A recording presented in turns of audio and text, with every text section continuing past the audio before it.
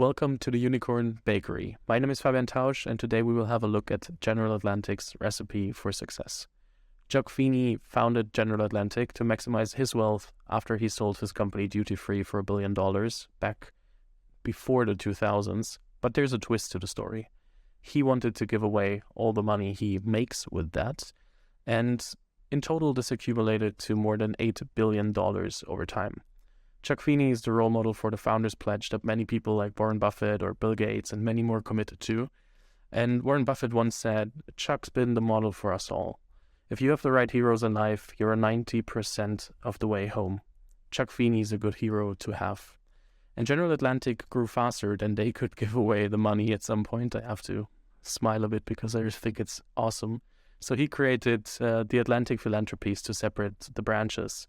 And today General Atlantic is investing in growth startups and is a rolling fund structure and one of the most iconic investor brands out there. Today's guest is Cory Eaves, and Cory is an operating partner at GA and has worked there for over 13 years and was a CTO at several companies before. A huge thank you to Flixbus founder Daniel Kraus for putting us in touch to make this episode possible. Cory, welcome to the show. Thanks, Fabian. Great to be on the Unicorn Bakery. Look forward to our discussion today. Yeah. I told you when we first met that I, by accident, heard a podcast about a completely different company and then stumbled upon the story of Chuck Feeney on how he sold his company duty-free and then founded GA to maximize profits and then also give it all away. And it's just ridiculous because I never thought about it before listening to this podcast, which was, in my opinion, the acquired podcast on LVMH, for everybody wondering.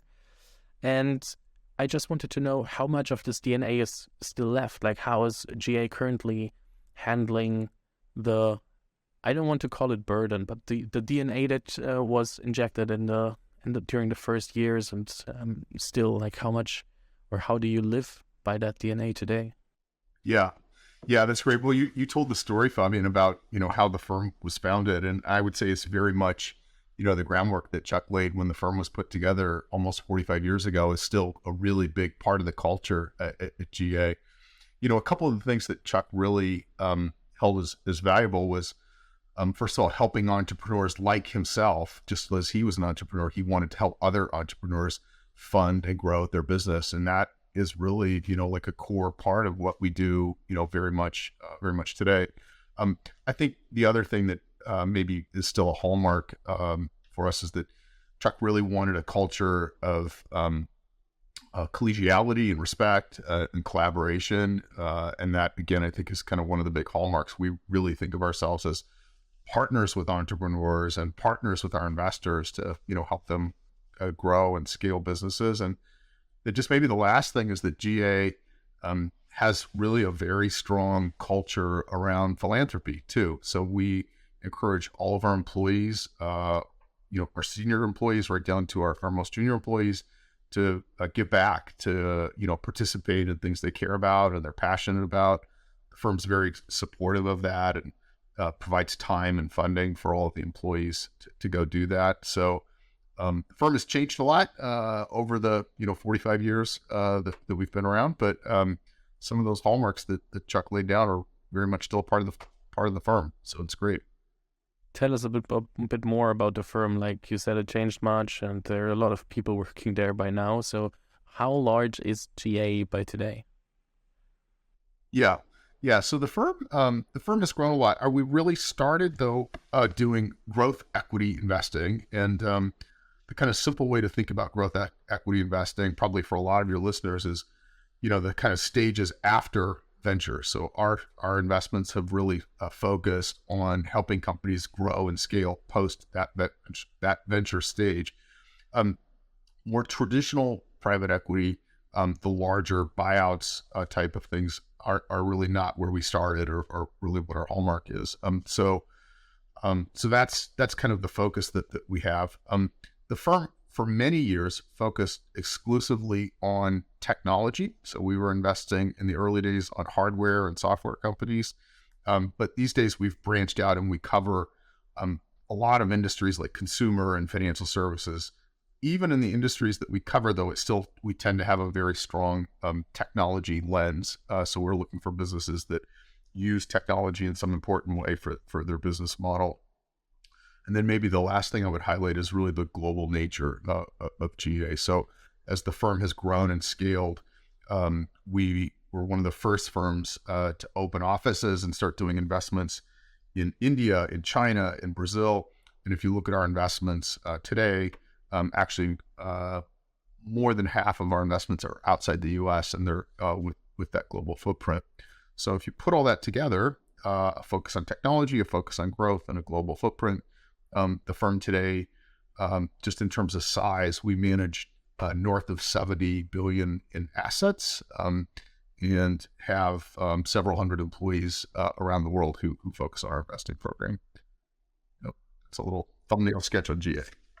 That's so crazy. I think it makes sense to ask about the fine line between venture and growth equity, because it's not that trivial to say, hey, it's A, B, or C, and then you're absolutely certain that it's growth equity rather than venture. So how do you define the line between venture and growth equity? When is growth equity the right fundraising, or let's say capital source for startups? Yeah, it's a great question, Fabian, and you're right. It's not there's not a bright line, let's say, between venture investing and growth equity investing. One of the ways we think about it is the type of risk that GA is taking in these investments. And in the early stages of a business, in the venture and seed stages of a business, there is a lot of risk around just the ability of the company to build a product or service, and then trying to fine tune the product market fit of that service. The distinction I would make in the growth equity phase of investing is a lot of those issues are typically worked out. Like the company is closing in or has a good product market fit. And the risk we're taking then is about helping the company actually grow and scale, largely grow their footprint, grow their customer base, grow their geographies over time. It's execution risk maybe versus product risk is maybe one way to sort of think about the difference between those things. Another lens, or kind of maybe another way to think about it, is by the size of the funding. And this maybe translates again for entrepreneurs a little better. The smaller end of our investments would be, let's say, in the $30 to $50 million range, and scaling up from there. And just based on that size, you can tell that that's, pretty far beyond the typical size of typical venture investments, seed investments. Does that make sense? That makes sense. Do you have an upper limit for your investments as an initial ticket? There's no practical limit. Our larger investments would be several $100 million, but it would just depend on the business. For companies who are raising money at the size that we deal with, generally the upper limit is not really a problem for us. Yeah. It sounds so crazy when you sit there and say, hey, we could do a lot of money as an initial ticket. It sounds so surreal. So talking about so much money, does it feel that surreal when you decide to invest, let's say, several hundred millions in a venture? Well, surreal is probably not the right word. It's very, thoughtful and considered on our part. But it really just comes down to what the company needs, to grow and scale the business, and that's kind of what the governor is. Our deals have grown over time as the firm, as GA itself has scaled and grown. It's given us an ability to do larger deals. It's also given us ability, I think, to invest multiple times over the life of a company. So if a company comes to us when they're small and maybe needs a relatively small amount of capital, oftentimes we can provide multiple rounds of funding for them that can take them all the way to, perhaps an IPO or something, out the other end. So yeah, the investment size is usually something we focus on more on the lower end. And to be honest, one of the things that we're often trying to do is find investments that are big enough, is to find investments where we can put a sizable amount of capital to work to help grow and scale a business. Is one of the things we spend a lot of time kind of thinking about a GA. How does the return expectation from a growth equity investment differ from a venture investment? Yeah. The way I would say it differs is it's a narrower risk window is maybe one way to think about it, which is to say, we would focus on getting, returns in the teens and 20s as a consistent set of returns for the investment. We don't. The venture world tends to have a wider dispersion of investments. When they make investments, the return expectation would be that they would have a handful of investments that would do exceptionally well, and then a handful of investments that may be in the middle, and then often some investments in that world that don't do very well. And that sort of averages out to a certain performance. In the growth equity world, it's a much tighter band. So we tend to not have things that, are kind of moonshot type, investments. We generally try and avoid those things, have good, consistent, high returns. But we also really try and avoid binary bets that cause the low end, which is investments that would, go to zero or have really poor returns. So that's a little how we sort of think about the return window for expectations. And I think one additional question until I finally ask what kind of startups you're actually looking at. But before, you said you look for product market fit and try to de-risk as much as possible in if product market fit is there or not. And what I see nowadays is that every investor as early as possible talks about product market fit. And I think there are different stages of product market fit. So it's definitely completely different from the seed indicators of product market fit. So it would be very helpful if you could define how you at GA think about product market fit for your stage. Yeah. Well, Fabian, before I answer that, tell me a little I'm not as familiar as you might be about seed and venture investors. Give me a little sense of what they think about when they think about product market fit. I think they look about the first indications of very well or very good customer feedback, first indications of, okay, people want to buy it and tend to love the product, and try to find indicators for product market fit. And when they think about a product market fit fully, they're like, yeah, now we have dozens, hundreds, thousands of people using the product and loving the product. But I think it definitely differs from, I need 50 to 100 million or 200 million to invest into my startup and grow from there, versus, okay, now I have the feeling of I've found the right messaging for the market that I'm serving. And I think that differs completely in at least my opinion. Yeah, that's helpful. Yeah, that's really helpful. I the way I think about it a little bit is, I think a lot of our companies are, what I see is that earlier stage companies, when they think about product market fit, they think about making a customer happy, a little bit like what you were just talking about. And they take that signal that they're getting, from the market as, a signal that they've achieved some level of product market fit. And I think that's true. That's probably true. The companies that we're investing in, I would say let's say the next stage of that product market fit is this transition to what I think of as the difference between being driven by a customer or a single group of customers versus sort of a repeatable product that you can sell essentially the same product over and over and over again. And I talk about this with our companies often about going from being project-based to being product-based. And if you know what I mean there, it's possible to make a lot of customers happy by selling a highly customized product that's specific for almost each individual customers. And a lot of early companies do that. They should do that. That's how they win customers. That's how they get feedback. But ultimately, they sort of need to transition to being able to listen to a broad group of customers and then distill that down to a single product or service or a group of product and services, and then be able to sell that over and over and over again. That transition is really when we think about product market fit, that's sort of the hurdle, let's say, that a lot of our companies are either about to get over or just getting over by the time that we invest. And the reason that's so important is because that's what drives scale. If companies are, if their product is essentially customized for each individual customer, it's really hard to get that to scale up and to get efficiencies on it. So that's maybe one way to think about it. The other way I would say to think about it is we look at the gross margins or the economics of this. And, it's not enough to scale a company to just get somebody to buy it. If you sell something at the right price, most people will sort of buy anything.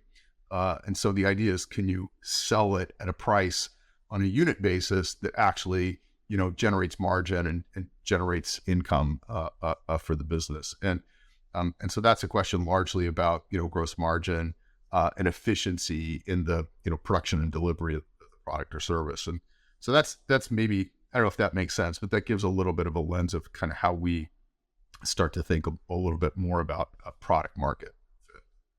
I have two angles to ask right now. The first is on the margin side. I know that there are so many different verticals and so many different business models, but what does a healthy margin look like for you, so that you're like, okay, for this business model, it makes sense to think this further?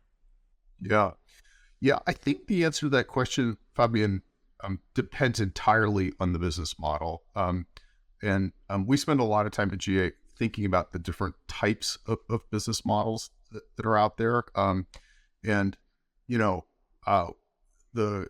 When we think about those business models, that's going to drive the set of metrics and the margin expectations for the business. And just to throw out a couple of examples, if you're let's say a more traditional enterprise software business, there should be margins there in the 80s or 90s, for example. If you're a transaction business, like a business that is, Square or somebody like that, those are margins where there's very high volumes, but the take rate in those businesses might be 1% to 3% or something like that. So, I think the margin expectations just entirely are based on, kind of what the business model in the market would be going into it. It's really hard to generalize those. The business model question is, it's a really important one, and it's a fundamental one. Of the kind of 3 or 4 core things that we look for in a new investment, one of the most important ones that we think about is the type of business model in the business.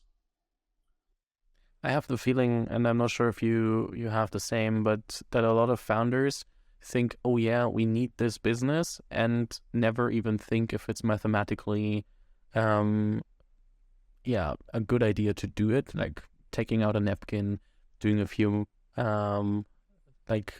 mathematics, and like, okay, I have this cost and I have this revenue potential or per customer.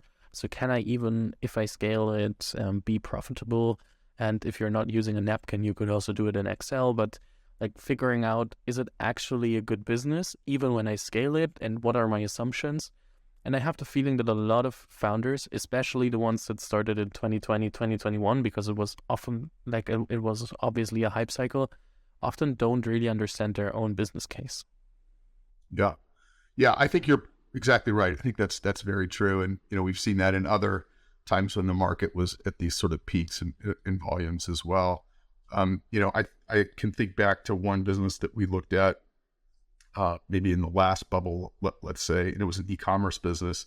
And, at a gross level, they were essentially selling hard physical goods at a loss on a unit basis. And, all their fundraising deck was talking about, revenue growth and market share growth and, the phenomenal scaling that the businesses had. But, that's like selling dollar bills for 50 cents. It's pretty easy to make that work. And that was just a business that, even when it scaled, was not going to ever be a viable business going forward. So needless to say, that's when we passed on. That was not one that we invested in. But I think you're right. I think just taking the time to think about that is really important. The risk of using some buzzwords, we talk about that as the unit economic model, which is like being really clear if just on a single customer basis, what are the economics for that? Another way to think about it is, we have several businesses in healthcare, for example, which are based around physical locations, physical centers to see patients. And, you can do the same sort of modeling on a per location basis. If I invest a certain amount of capital in a business, to, build a building and open a center and hire employees, there's typically a J curve of, when that particular location starts to be profitable. And being able as an entrepreneur to really understand that and communicate that clearly, I think is super important. And then the, profitability levers of the business become just a function of how many of those clinics, they might open over time, for example. But being able to disaggregate that to a per clinic basis is really important. I also think it's a very important differentiation, and I always want to highlight, we're not talking about being profitable super early. We're talking about figuring out if I can build what I want to build profitably, so that I know at some point this clinic earns money, and I know that I have to invest first, because a clinic doesn't come up from nowhere. But I know, let's say, just as an example, after 4 or 5 or 10, 12, 15 years, it might become profitable. And I know it because I've done it. And then now I know that I can start one clinic after another. And it's more on can I prove that it's something that may work, and at some point cover all the expenses we have for team, for marketing, for setup costs, etc. And I think that's something that founders often get wrong when they get asked about profitability or a path to profitability early on, that they think, oh, why should I try to do everything profitable from day one? And it's more about proving that the economics might work. Yes, very well said. I think you described that exactly right. And to just take that one step further, then the question of when you eventually do become profitable, to stick with our clinic example, really is all about the pace and timing of opening clinics. So to use a simple example, if you opened, 5 clinics and then stopped and didn't open any more clinics, within a year or two, the business would be profitable, but it would essentially stop growing. If you just kept opening more and more clinics, the business may continue to be unprofitable for some long period because you're funding those new clinic openings, but at least you can prove that the early clinics have been able to achieve profitability. So I think that's exactly the right way to think about it. Yeah. I have one topic that I want to go back to, because you talked about enterprise software, and then also that you said at some point you need to find something that's not too customized. You have to build a product and not project for the customer. I think that's one of the hardest transformations ever, because, at least from my perspective, because it also feels that companies like SAP, and it's a German example, me as a German person, I have to bring that one up. They still have so many companies doing implementation services to make the software work inside of other organizations. So it's always an example where people are like, yeah, but I'm not sure how much you can customize everything. So pretty much. So where's the fine line here? Let's stick to enterprise software, because otherwise it will get too complicated. But a lot of enterprise founders have a huge problem of building a product instead of a project, and differentiating properly what is what counts as a project, what counts as an actual product, because it feels like an enterprise customer who's, let's say, paying $1 million a year always feels like he or she needs some customization. Yeah. Look, I think you're right, Fabian. I think this is one of the most difficult transitions for companies to go through. I'm, an engineer and a technologist by background, so I spend a lot of my time just thinking about this and working exactly with our companies on this exact point. Look, I don't think it's wrong to start with a highly customer-focused organization where things are customized. That's normal. That's where companies should start. That's where most do start, because I think that's where you experiment. That's where you figure out needs. That's where you can generate revenue and just get the company, going and off the launch pad. I think to scale it, though, you do have to sort of make this transition. And one of the starting points, just from a product or technology perspective, is designing the product early on so that the product itself can be configured as much as possible. Trying to set things that can be done in settings or with configuration or scripting versus having to be entirely customized by code. A lot of the companies we see who have that mindset from day one find this transition let's say a little bit easier. Another thing that sort of tends to work here a little bit that you touched on with the SAP example, is sometimes finding third parties, kind of building a network of implementation partners or third-party service companies. Sometimes some of the big integration, big four type integration firms can be helpful. That can be another way to do this. Maybe just the other thing, kind of the third quick thing I might add on this front is, I think having people at the business who bring this experience, largely, product management and engineering people, can also be a real accelerant to helping companies go through this. This is a common transition, and if you've got people in the product organization or the technology organization who've been through it before, I think they can, really kind of jumpstart this and help companies get through this more quickly.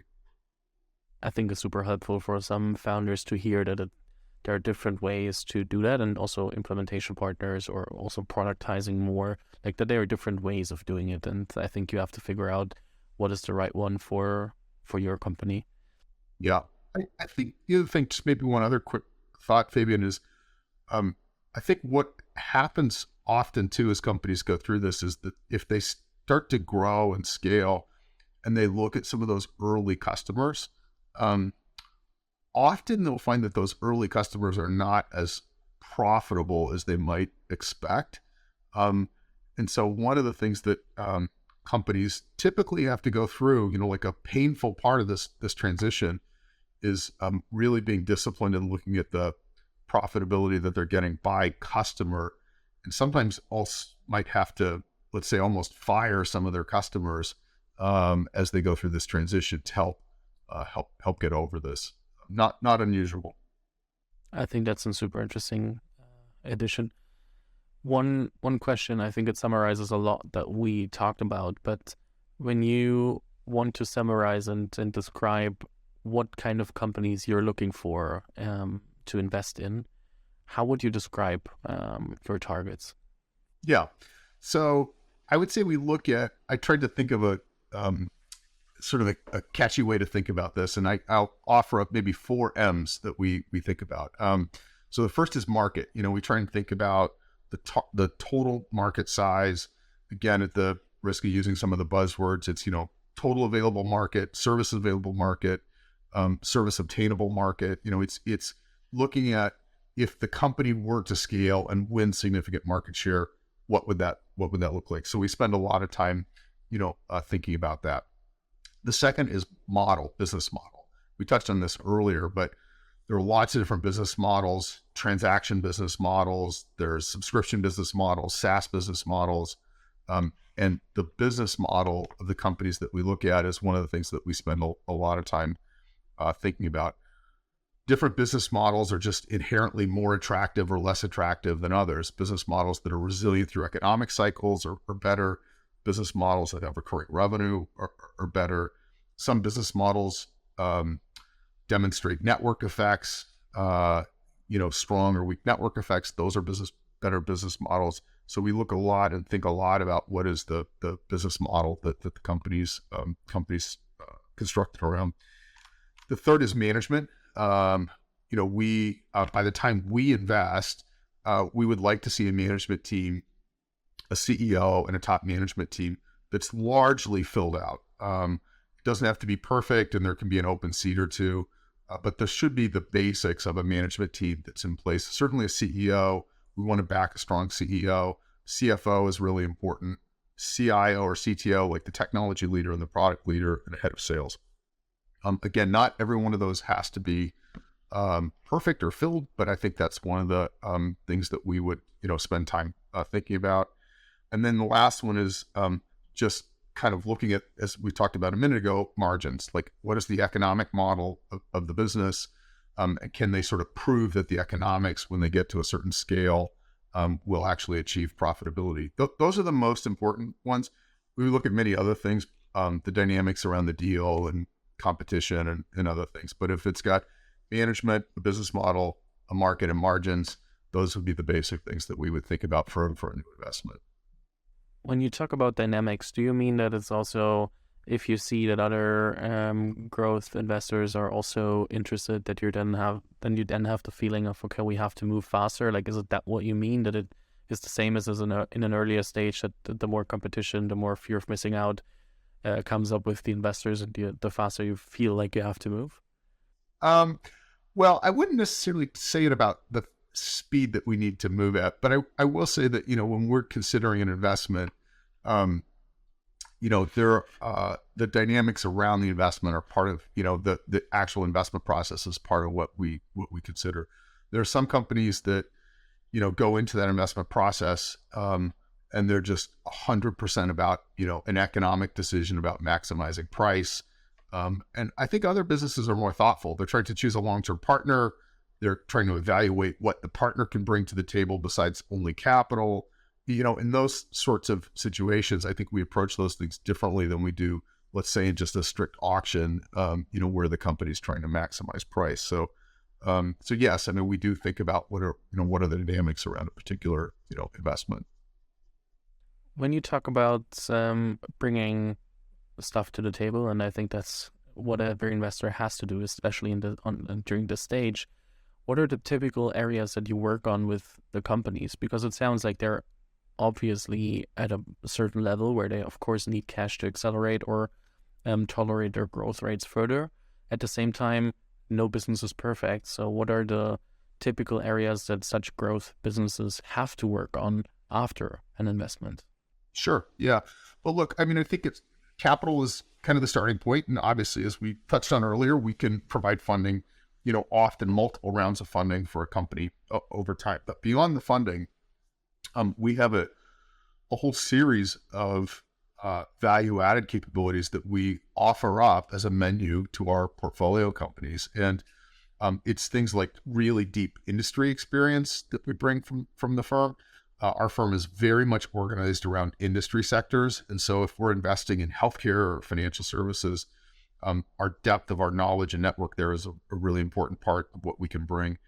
Beyond that, we bring expertise around human capital, helping companies evaluate their team and hire and fill out their management team and help drive organizational effectiveness.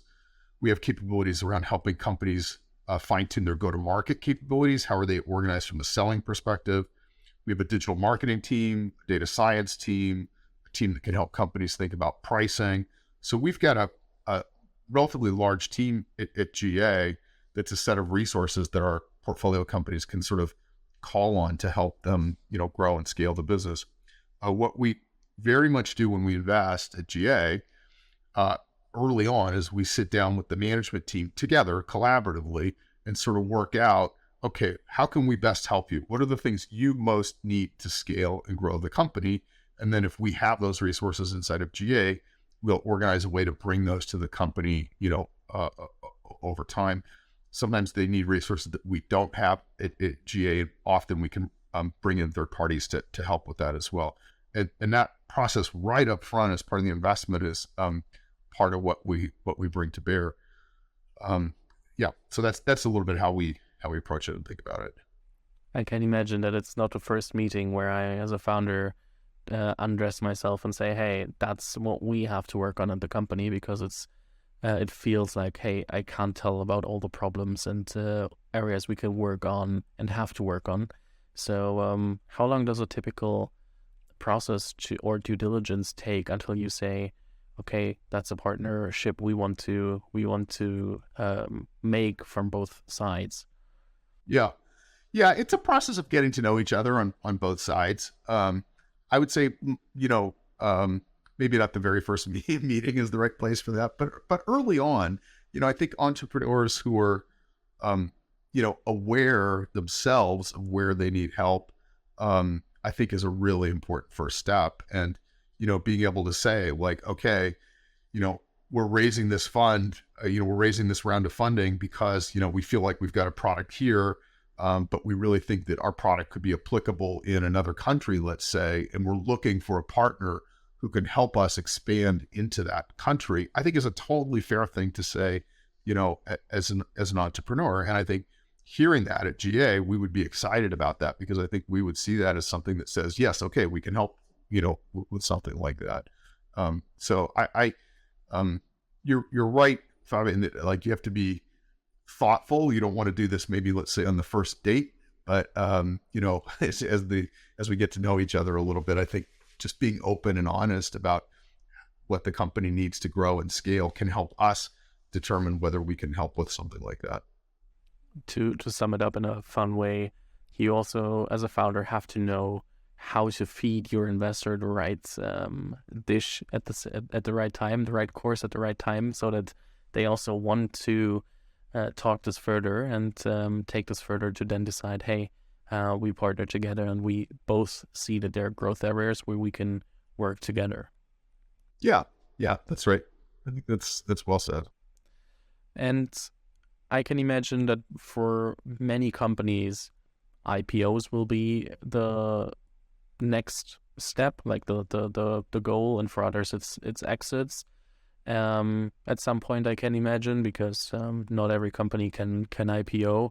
So how is it already, like, how do you talk with founders about how they perceive their goals and visions, like where they want to go, and how much they already thought about what their next steps will be, and also a few years down the road? You said a partnership can be 5 to 7 years. I think it's more the average time that you mentioned. There will be extremes in both ways, but so how do you talk with founders about vision? Yeah, it's a good question. I think, maybe as a starting point, I'd say we tend to not maybe focus on this as the most important topic. Like, a little bit of our philosophy at GA is, that if we build a great company with a great management team, that there will be multiple options for exit down the road. So it would be pretty rare that we would go into a company, let's say on day one, with a vision that said, okay, 5 years from now, we're going to sell the company here. Like, we just don't tend to really think about it in that way. I'd say some businesses, some industries, some countries lend themselves maybe better one way or the other. In this market, obviously, with the IPO market largely closed, if you just looked at our announcements in the last 6 months, let's say, even the last month, it's been almost exclusively exits on our side by sales to strategic buyers. At some point, the IPO market will open back up. Hopefully, maybe this fall. We'll see. We might start to see more IPOs again. But that's a little bit about how we think about it. It's an important thing for an entrepreneur to consider on both of those scenarios. When you get to that endpoint, whether it's a sale or an IPO at the end, the CEO and the whole management team really are kind of signing up for another chapter, let's say, in the business. And so I think having good alignment with management about, do they want to do that? What is their timing? What are their preferences? I think that's a conversation that, it's important to have, and we try and have that, relatively early on in the investment. So, yeah. Interesting, because at the point that you're investing, you definitely have so much more information than in like pre-seed, seed, or Series A stage, so that you also can see that the vision is not like completely irrelevant, but it's also not like the most important part.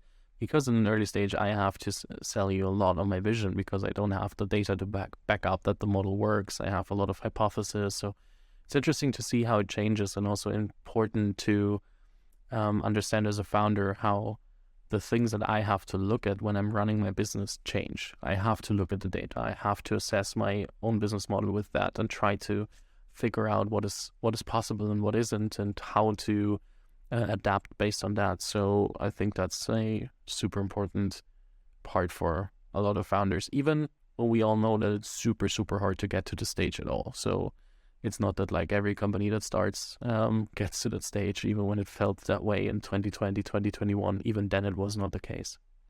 Yeah.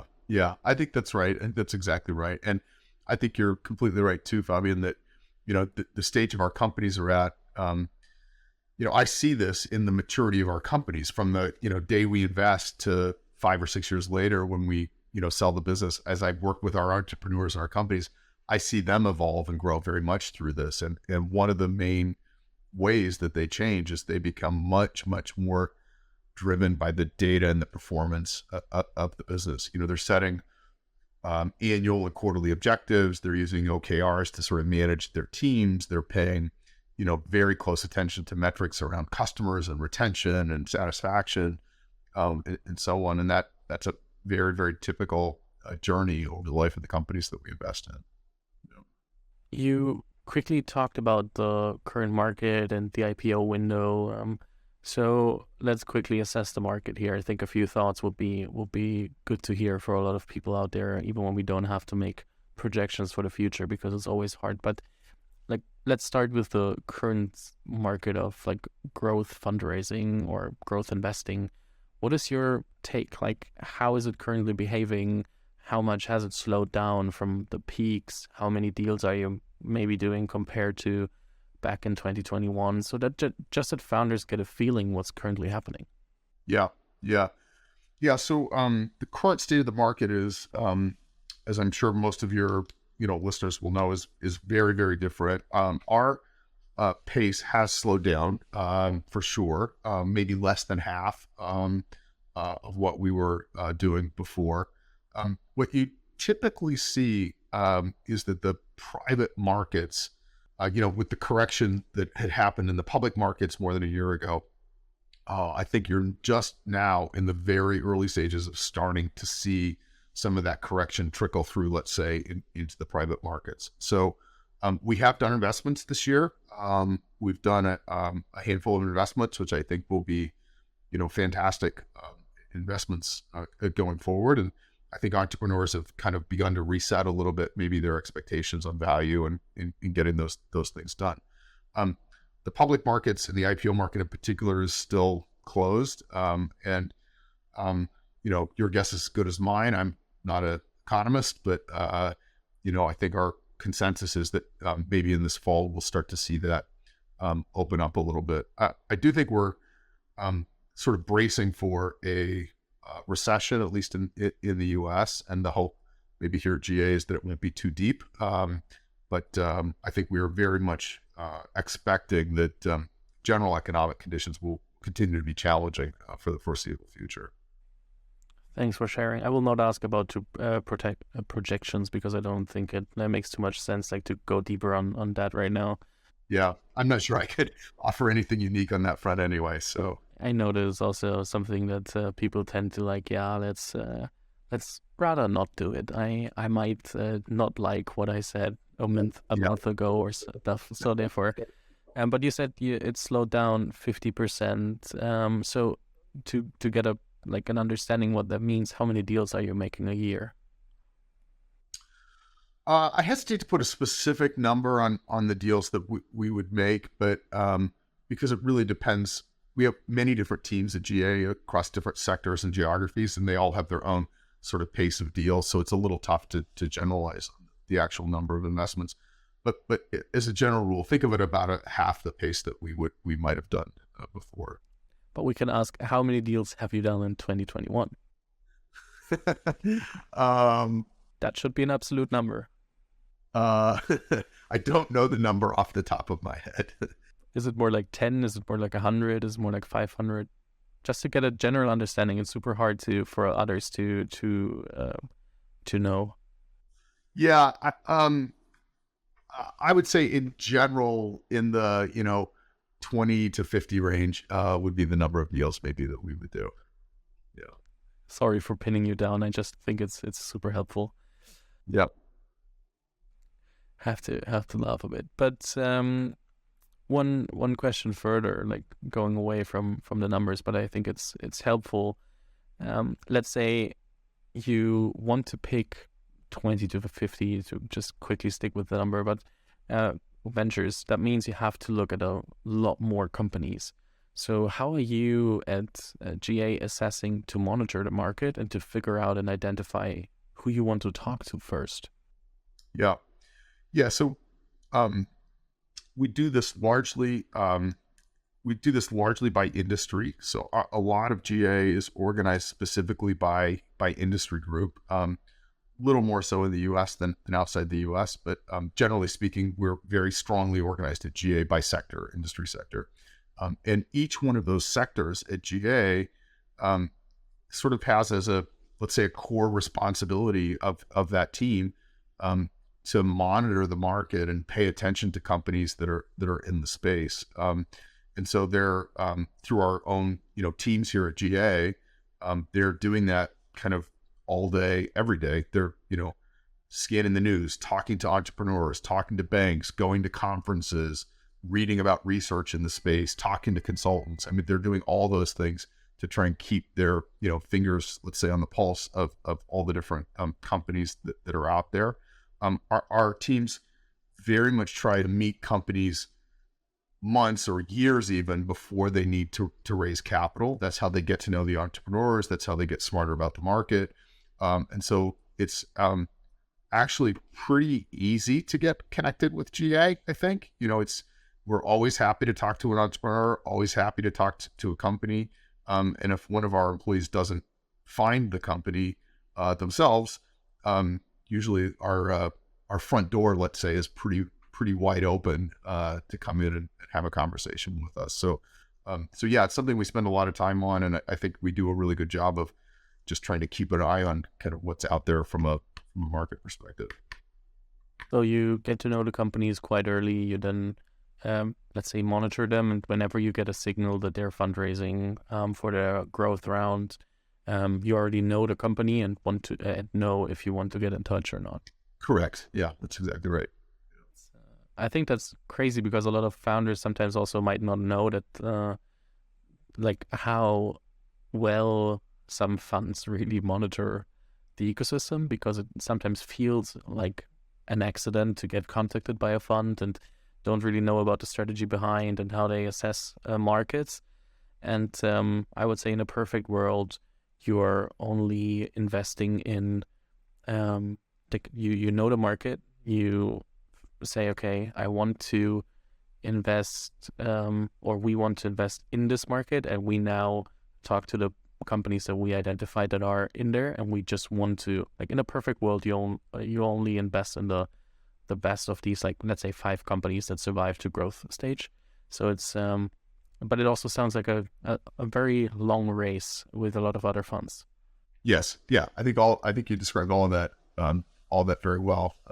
If you just think about a little bit the fact that we're doing growth stage, a little bit later stage investing, it would be it happens, but it would be unusual for a company to just like sort of appear at a stage, where they needed to raise the sort of funds that we're able to provide. Usually it's a company we know of, we've been watching them, they've raised a couple of early rounds, they're getting traction, their brand is known in the marketplace, they're in the news a little bit. Like it's, we're seeing these things typically as they're sort of coming up the curve before they, get to the size that they'll need funding from GA. So I think you're exactly right. You described that well.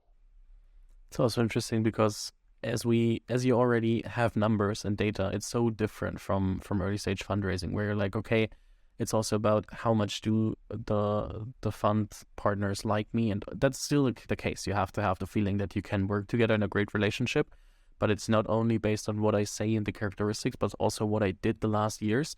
And I think a lot of founders don't understand that they are actually, even when it's a lot of trial and error, they have to try to build something that is worthwhile looking at 5, 6, 7 years from now, and not only for the next round. So a lot of founders are like, hey, how can I raise my seed? How can I raise my Series A? Maybe Series B, but only look at the milestones they seem to have, that they have to hit to get the next funding round, instead of what would a great company look like that is interesting to any investor also down the road, and how can I try to build it as close to that as possible today already.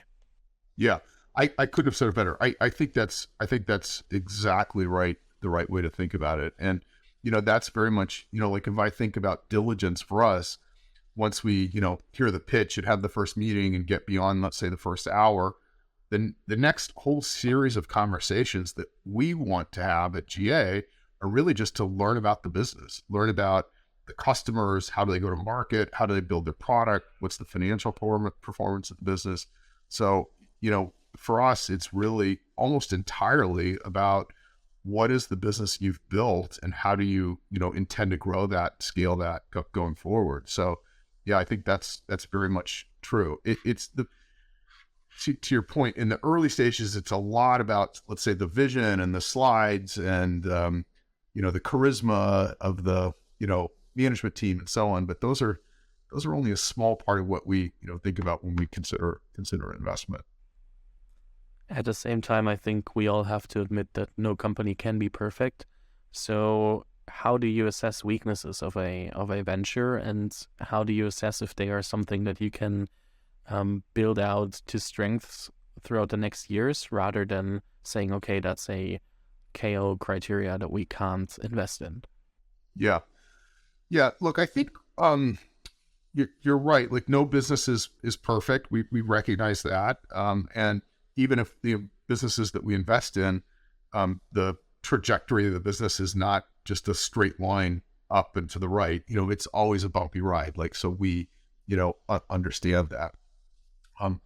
I would say probably the number one thing that is most important for us is finding a CEO and finding a management team that is sort of self-aware about these things. Like, they're a management team that can assess the business and be honest with themselves and be honest with us about what's working and what's not working.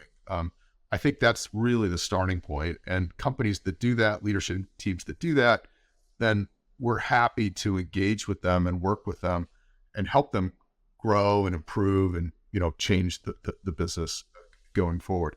As you heard me mention a few minutes ago, we have a lot of tools in our toolbox to help with that. If they're having challenges scaling their sales team, or they're having scalability problems in the product, or these types of problems are common. We see it often, and we have good resources that can help companies navigate those things going forward. I think the real problem comes when an entrepreneur or a management team doesn't see the problems or won't admit the problems, or in some ways is, let's say, kind of pushing us away from helping in those cases. And that's really problematic. Those are cases that become a lot more challenging to try and get alignment with management about how we can help. But no doubt, every business has challenges. That's part of, let's say, the fun of growth equity investing is, helping companies grow and scale. It's kind of why we're here to do that. So to sum it up, no matter how great the business looks, it ultimately comes down to the trustworthiness and the character of the founders and management team and leadership team that wants to bring it through to the success case it should be. Yeah, that's right. It's about an entrepreneur, a CEO, and a management team that wants to build a great business. They want to build a business that, serves customers well and treats employees with respect, and at the same time generates economic value. I think those are the things that are really the most core issues for the business. Do you have any tips for, and I think that's my last question already, but do you have any tips for founders who are currently more in the earlier stages but want to prepare for a growth round soonish, I would say? Yeah, I would offer up maybe two pieces of advice. And I think both of these will tie in nicely to what we've discussed. The first piece of advice is, I would say, is when you're getting ready for your growth round, I would say, let's say, get your own house in order, as preparation for that. The growth investor, it's easy to have the first meeting. As I said, our front door is wide open. But as you get to know the growth investor, they're going to start asking a lot of questions about performance, about customers, about sales effectiveness, about economics, about the product and its architecture, and so on. And I think the more prepared and thoughtful a company can be for those questions, just the more smoothly that process will go. Most companies are pretty prepared for that, but we occasionally see companies, when we start asking those questions, really having trouble pulling the data together, or they don't have somebody who could answer certain questions and so on. And those are things that will derail a conversation, that should be happening. So I think my kind of first piece of advice is, as you get ready to raise growth fundraising, sort of get, prepared a little bit, let's say, for some of those questions. The second thing I would say is maybe turning it around a little bit. If I were in an entrepreneur's shoes, one of the things I would want to do is I would want to evaluate the partner, I would want to think about General Atlantic or other firms that you would be raising capital from and really be thoughtful about, can they help me grow and scale my business? Not just are they people I want to work with, but are they people who can really bring experience, bring tools, bring connections, of course, bring capital, but also bring the other things that I need for me to help grow and scale my business. It's very much a two-way street. And I think sometimes entrepreneurs don't, let's say, kind of realize that, that runs both ways, that like they have a choice and they get to pick who the partner is. And I would encourage them to just be very thoughtful and do their own homework about what the partner could bring to the table. So those might be the two things I would offer up. Thank you so much. I think that's a very good summary of what we talked about, and how to also as a founder, you have to think about, okay, who am I marrying, as you called it earlier. And I think you have to understand you're still on the journey for another 5 to 7 years, often, even longer sometimes, and sometimes a bit shorter, but mostly longer than shorter. And you have to be prepared, and you have to know what you want out of it, what you can bring to the table, how you can make it happen, what your commitment is to that. And you definitely need to think about that at least twice, if not more often, before you start reaching out, because otherwise people will understand that you're not as prepared as possible. Cory, it's been an absolute pleasure talking to you. Thank you so much for all your time. I will link to your LinkedIn profile, to GA, to everything in the show notes. And if anyone has the feeling to want to reach out, you can also just ping me, and I can forward it if it makes sense. So happy to do that. Cory, thank you so much for your time.